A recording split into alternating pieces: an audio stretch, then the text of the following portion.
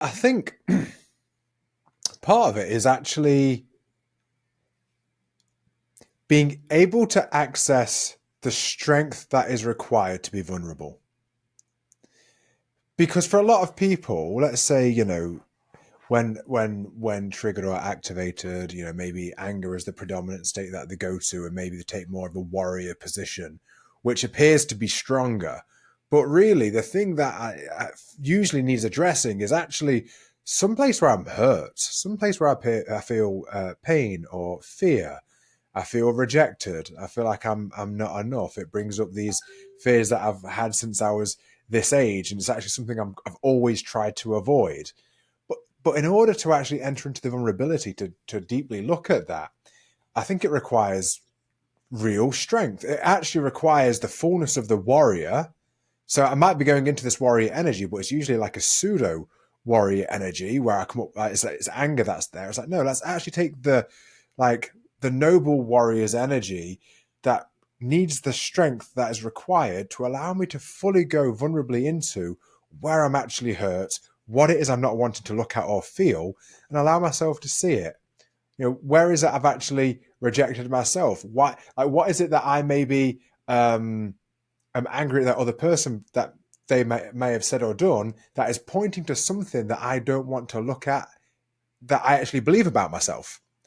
But it feels like that requires strength and humility. And I think humility, the ego, humility, humiliation. I think the ego sees humility as humiliation. But I think it requires a huge amount of strength. And if I can be humble enough to go and see those things, and I feel like I guess I've got to a point where I'm okay going looking at that. And if I do feel anger, it's like, okay, maybe I need to go and sit and get to the point where I enter into sadness and tears run down my face. And I sit with myself and then actually let me look for the truth, because there's a lie there. There's a lie that is activating that. So I need to go and see the lie and then enter into the truth that sets me free. That's the way I kind of see it. And I guess I've got okay with that process now, and I'm blessed that the relationship that I'm in, we hold that for each other as well, without any kind of judgment around that. In fact, it's actually celebrated. Not that that's the nature of the relationship, but if the person finds that there's the space for the person to discover who they are and also to discover who they're not.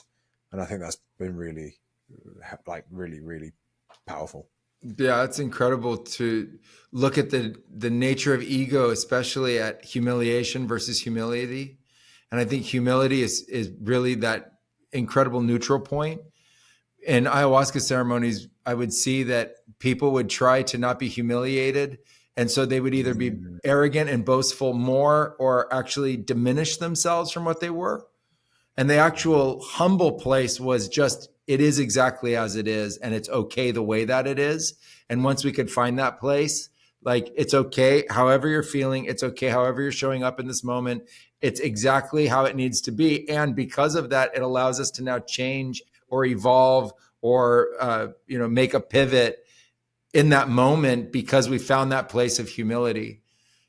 And I think that's a deep lesson for us to take in, that it's okay to be humble in the neutrality of something, including if somebody just won something and is a total champion, to celebrate the fact that they won something as a champion isn't boastfulness. That's actually just the humble truth in that moment. That's exactly what it was. That was a big win for that person. That's a really good point, and probably one that gets missed is that sometimes it requires a level of humility to lower, but actually sometimes it requires humility to lift, and that's something that I've done. Like my natural position is to downplay my position, and not even consciously, just unconsciously. And anything I've done in the past where I've been actually, now I can look back and be like, I was really good at that, or like, and at the time I so often just couldn't see it. And I feel like for me sometimes actually it's the humility. Like, can I be humble enough to say I'm actually really good at this? And I find that harder